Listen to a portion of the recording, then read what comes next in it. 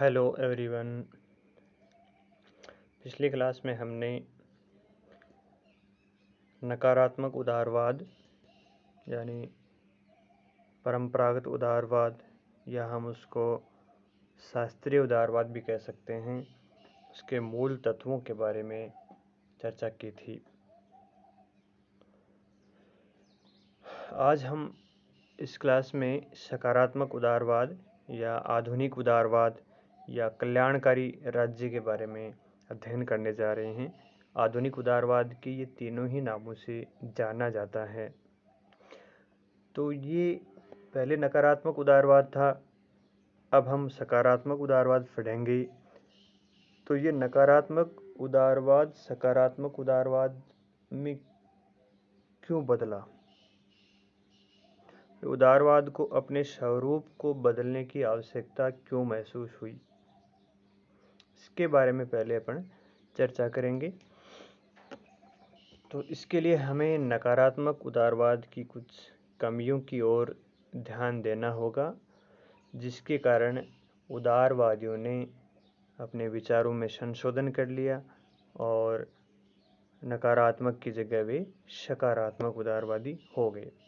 तो आइए सबसे पहले अपन देखते हैं परंपरागत उदारवाद की कमियों की तरफ, उनमें क्या क्या ऐसी कमियां रह गई थी। तो अगर हम परंपरागत उदारवाद की कमियों की बात करें तो दो प्रकार की कमियों की तरफ हम ध्यान देंगे। पहला, एक तो आंतरिक चुनौतियां जो इसको मिली परंपरागत उदारवाद को, दूसरी बाहरी चुनौतियां। तो परंपरागत उदारवाद को जो आंतरिक चुनौतियां मिली वो परंपरागत उदारवाद की खुद की व्यवस्था के कारण ही मिली थी। जैसे पहली जो कमी थी वो थी पूंजीपति वर्ग का उदय। परंपरागत दृष्टिकोण था उदारवाद का, उसका आर्थिक दर्शन पूंजीवाद पर आधारित था और इस पूंजीवाद के कारण एक मध्यम वर्ग का उदय हुआ जिसको हम पूंजीपति वर्ग बोलते हैं। इंग्लैंड में इस वर्ग का इसमें उदय हुआ था। और उदारवाद का जो नारा था स्वतंत्रता, यानी मुख्य जो मूल तत्व था स्वतंत्रता, तो स्वतंत्रता के इस नारे ने पूंजीपतियों के विशेषाधिकारों में ये बदलने लगा। स्वतंत्रता थी तो सबके लिए, कोई भी व्यक्ति स्वतंत्र है, सभी व्यक्ति स्वतंत्र हैं और जहाँ चाहे व्यापार कर सकते हैं, जो चाहे काम कर सकते हैं, कुछ भी कर सकते हैं। लेकिन जो स्वतंत्रता थी वो सभी लोगों को नहीं मिली, केवल पूंजीपतियों का विशेष अधिकार ही बनकर रह गई और समाज में गरीब यानी और अमीर दो वर्ग बन गए। एक पूंजीपति वर्ग बन गया, दूसरा श्रमिक वर्ग बन गया।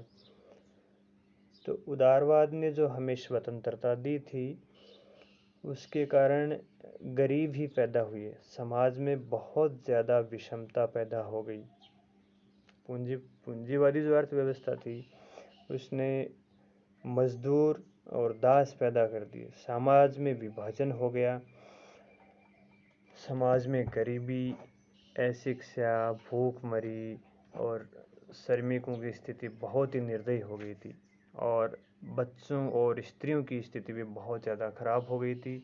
श्रमिकों को बहुत देर तक काम करना पड़ता था, सुरक्षा के साधनों की कमी थी, मजदूरी कम मिलती थी, शराब, गंदगी, इस प्रकार की बहुत सारी समस्याएं पूंजीवादी अर्थव्यवस्था के कारण समाज में व्याप्त हो गई। और जो आज़ादी की बात करते थे, जिस स्वतंत्रता की बात परंपरागत उदारवादी करते थे, वो स्वतंत्रता केवल मध्यम वर्ग को मिली, पूंजीपति वर्ग को मिली, सभी व्यक्तियों को स्वतंत्रता नहीं मिली। क्योंकि जब समाज में असमानता होती है तो सभी व्यक्ति उस स्वतंत्रता का उपभोग भी नहीं कर सकते। और साथ ही इंग्लैंड में उस समय कुछ नैतिकतावादी भी थे, उन्होंने भी इस प्रकार की सामाजिक विषमता की आलोचना की और कहा कि एक व्यक्ति तो आलीशान घरों में रहता है, दूसरा व्यक्ति झुग्गी झोपड़ियों में रहता है, उसको शिक्षा, चिकित्सा, खाने की कोई सुविधा नहीं मिलती है। तो इस प्रकार का जो अर्थव्यवस्था या जो व्यवस्था है, पूंजीवादी व्यवस्था, वो नैतिक रूप से सही नहीं है। तो जो नैतिकतावादी थे उन्होंने भी परंपरागत उदारवाद की इन कमियों की तरफ ध्यान दिलाया।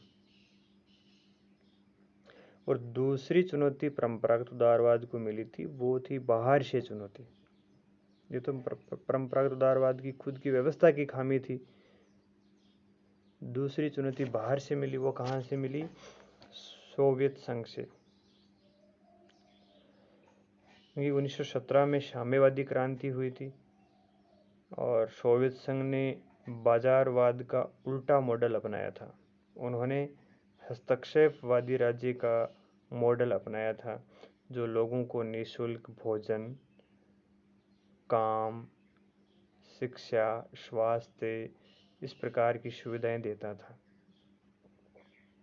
उसके कारण भी परंपरागत उदारवाद को चुनौती मिली। और बाहर से एक चुनौती और मिली। 1930 में आर्थिक मंदी आ गई थी।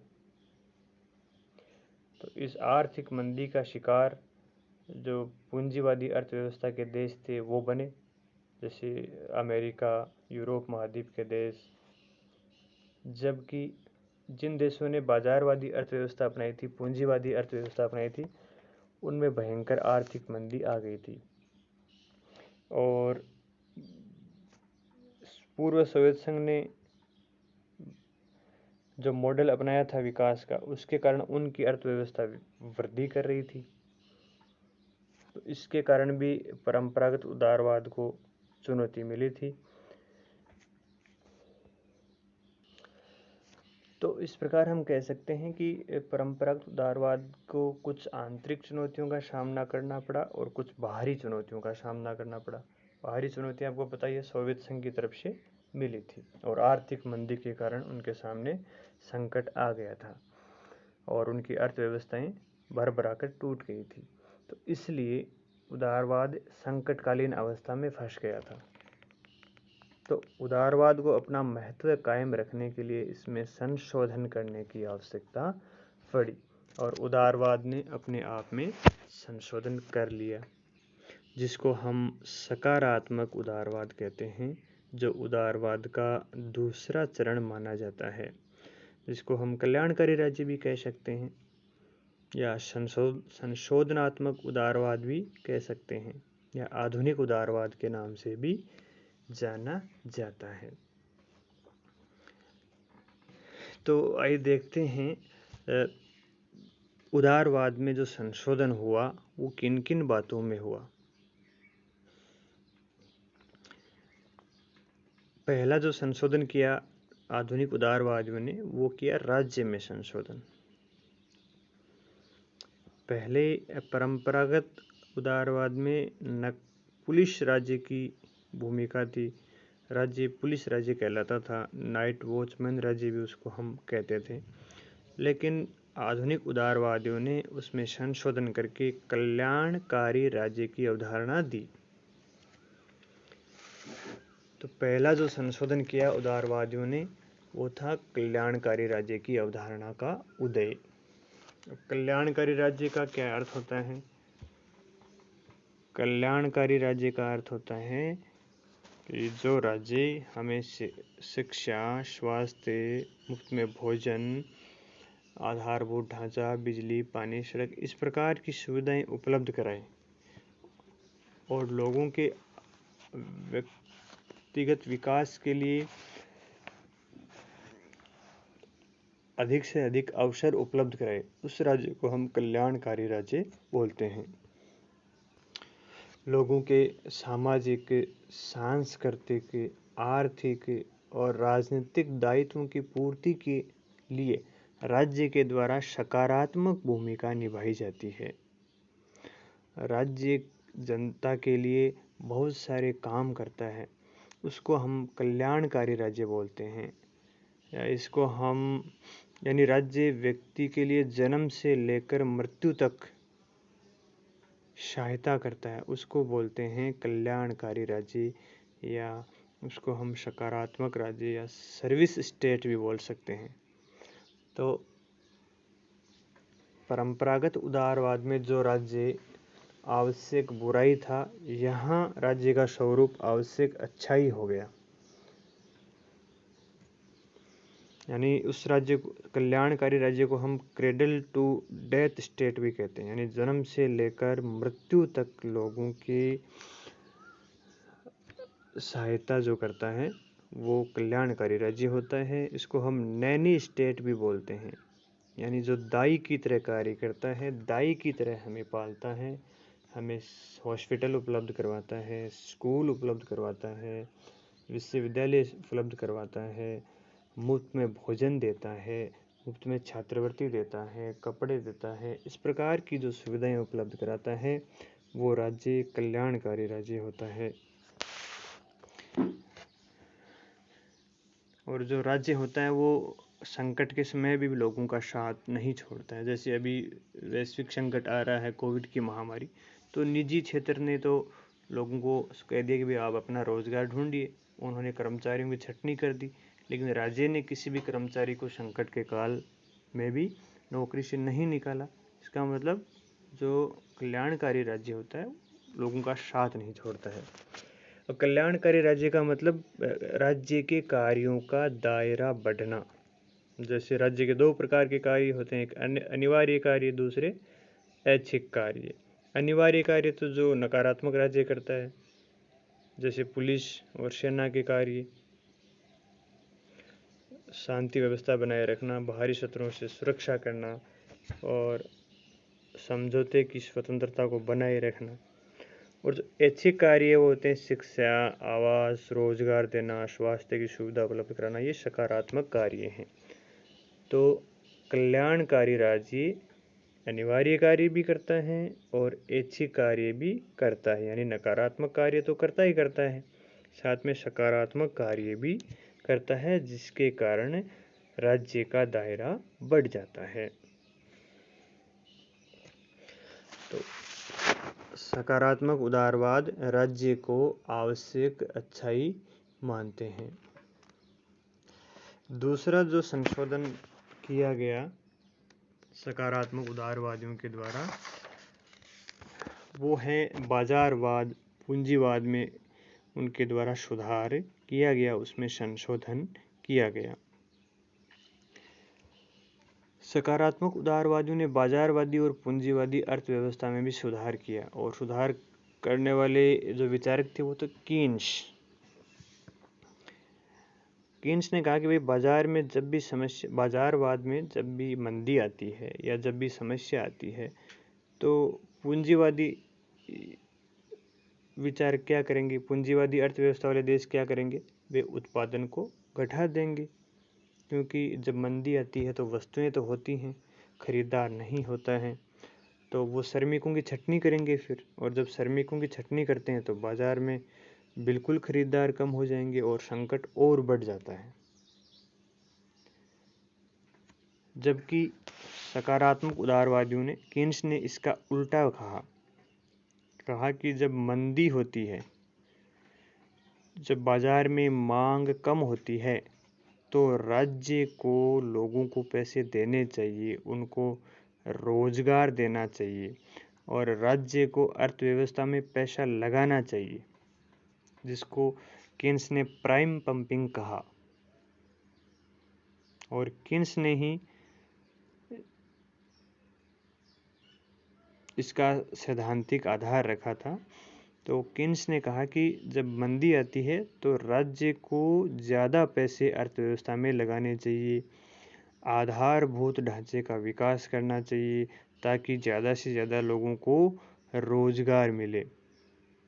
जब अर्थव्यवस्था खतरे में हो तो राज्य चुपचाप नहीं बैठ सकता। और उन्होंने राज्य की अहस्तक्षेपवाद की धारणा का भी खंडन किया। उन्होंने कहा कि अगर बाजार को खुला छोड़ देंगे तो कुछ लोगों की ही भलाई होगी, सबकी भलाई नहीं होगी।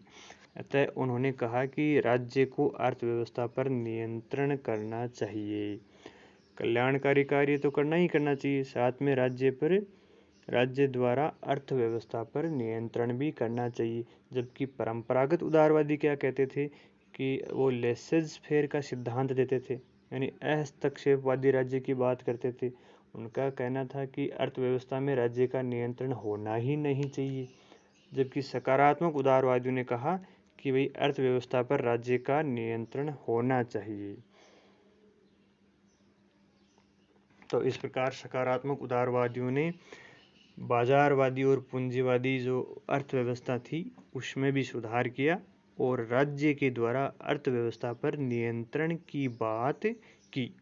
तो पहला जो सुधार किया गया था वो तो कल्याणकारी राज्य का था, राज्य में संशोधन किया, और दूसरा पूंजीवादी बाजारवादी अर्थव्यवस्था में सुधार करने की बात की, जिसमें राज्य का नियंत्रण अर्थव्यवस्था पर जरूरी बताया गया। तीसरा जो सुधार किया गया वो व्यक्ति की धारणा में। परंपरागत उदारवाद में तो व्यक्ति को महत्व दिया जाता था, जबकि सकारात्मक उदारवादी समुदाय को आगे बढ़ाते हैं, समुदाय को ज़्यादा प्राथमिकता देते हैं। जैसे ग्रीन ने कहा है कि व्यक्ति सामाजिक प्राणी है, अणु नहीं। हालांकि फिर भी उदारवादी व्यक्ति की स्वतंत्रता को कम नहीं करते हैं। हालांकि ग्रीन समुदाय की बात तो करते हैं, लेकिन व्यक्ति की स्वतंत्रता को वो भी फिर कम नहीं करते, क्योंकि उदारवादी व्यक्ति स्वतंत्रता को ही सबसे ज़्यादा महत्व देते हैं। हालांकि सकारात्मक उदारवादियों ने समुदाय की बात की है, लेकिन फिर भी वो व्यक्ति की स्वतंत्रता को बिल्कुल कम नहीं करते हैं। और सकारात्मक उदारवाद ने उदारवाद को सामाजिक स्वरूप प्रदान कर दिया, जिसको हम सामाजिक उदारवाद भी कह सकते हैं।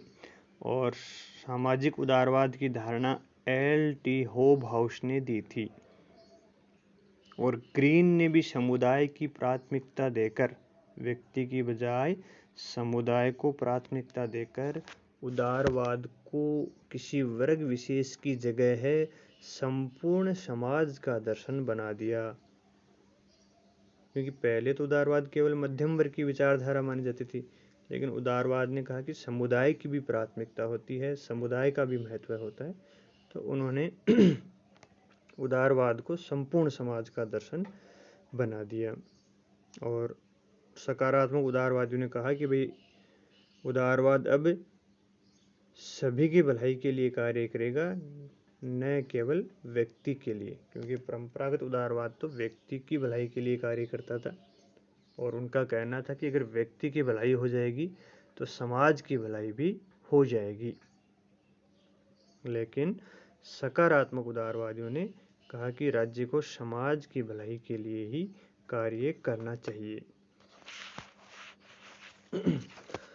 तो इतने सारे परिवर्तन होने के बावजूद क्या उदारवाद के जो मूल लक्षण हमने बात की थी पहले, क्या वो भी बदले हैं?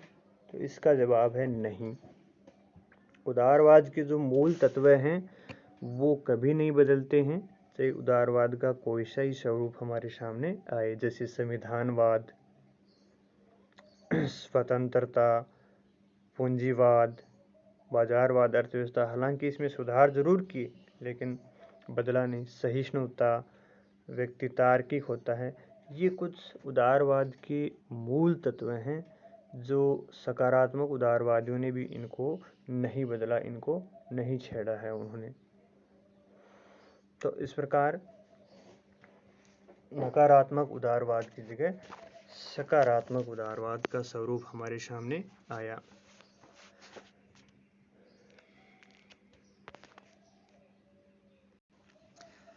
अब हम देखेंगे कि उदारवाद में जो संशोधन किया गया उसका सैद्धांतिक आधार किन्होंने दिया, सैद्धांतिक आधार कौन कौन से विचारकों ने दिया।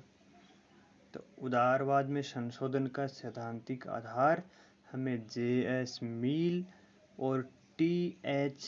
ग्रीन की रचनाओं में मिलता है। एक इंग्लैंड में ब्रेवरीज रिपोर्ट आई थी, उस रिपोर्ट में ये कहा गया था कि पूंजीवादी आर्थिक प्रणाली से सामाजिक विषमता बढ़ती है और बाजारवाद ने भी सामाजिक विषमता पैदा की है। तो जे.एस. मिल ने कहा कि अपनी पुस्तक में पॉलिटिकल इकोनॉमी में कि राज्य सकारात्मक कार्य करेगा। तो अब प्रश्न उठता है, राज्य सकारात्मक कार्य करेगा तो उसको संसाधन चाहिए, बहुत सारे पैसे चाहिए, ये कहाँ से मिलेंगे? इसके लिए मिल ने कहा कि हम प्रगतिशील करारोपण लगाएंगे। प्रगतिशील करारोपण का क्या अर्थ होता है?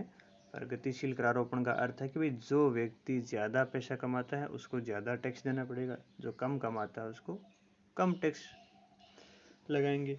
तो इस प्रगतिशील करारोपण से जो धन पैदा होगा, जो धन राज्य के पास आएगा, उससे ही राज्य सकारात्मक कार्य करेगा, लोगों को सोशल सिक्योरिटी प्रदान करेगा। सोशल सिक्योरिटी का मतलब लोगों को शिक्षा, स्वास्थ्य, बीमा, पेंशन, छात्रवृत्ति आदि की सहायता प्रदान करेगा। इसी प्रकार टी.एच. ग्रीन ने भी इसी बात को आगे बढ़ाया। उन्होंने भी कहा कि वे राज्य एक आवश्यक अच्छाई है जो बाधाओं को बाधित करती है।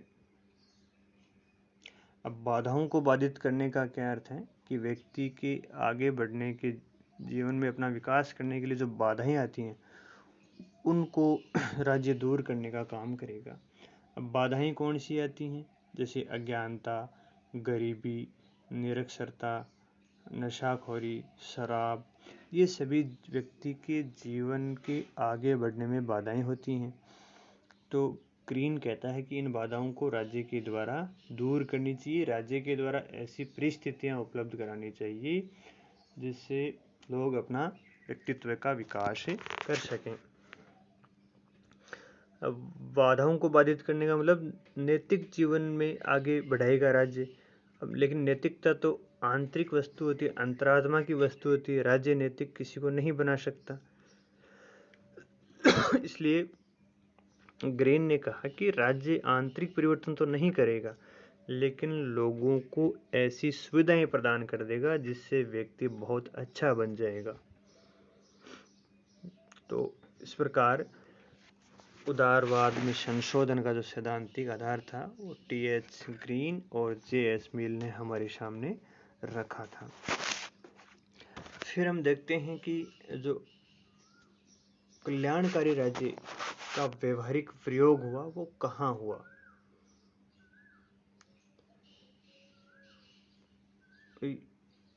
कल्याणकारी जो राज्य का विचार था वो तो तो पहले ही गया था, लेकिन लागू बहुत बाद में हुआ था।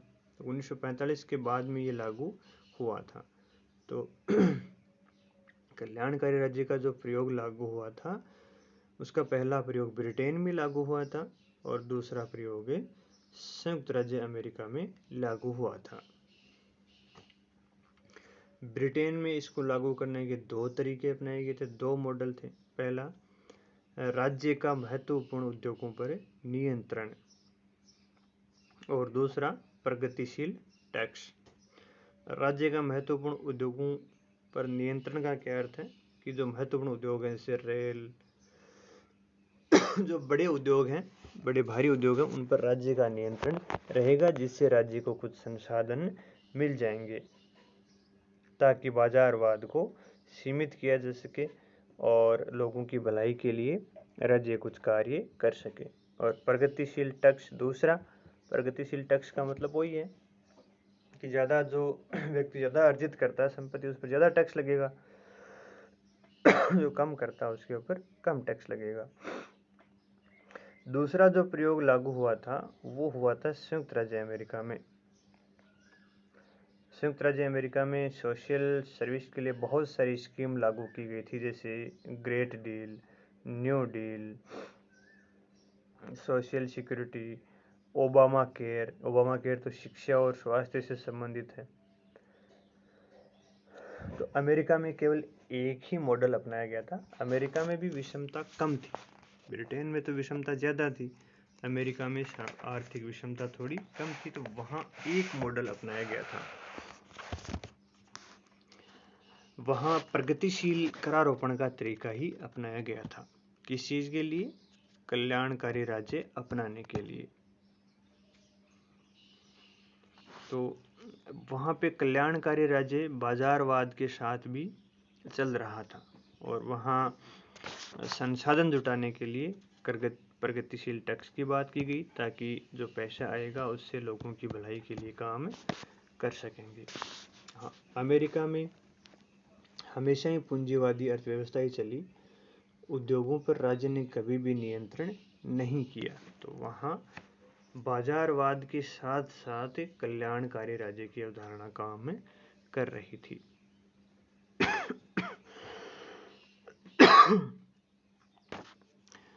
तो ये था सकारात्मक उदारवाद, या हम इसको कल्याणकारी राज्य की अवधारणा भी बोल सकते हैं या आधुनिक उदारवाद भी बोल सकते हैं।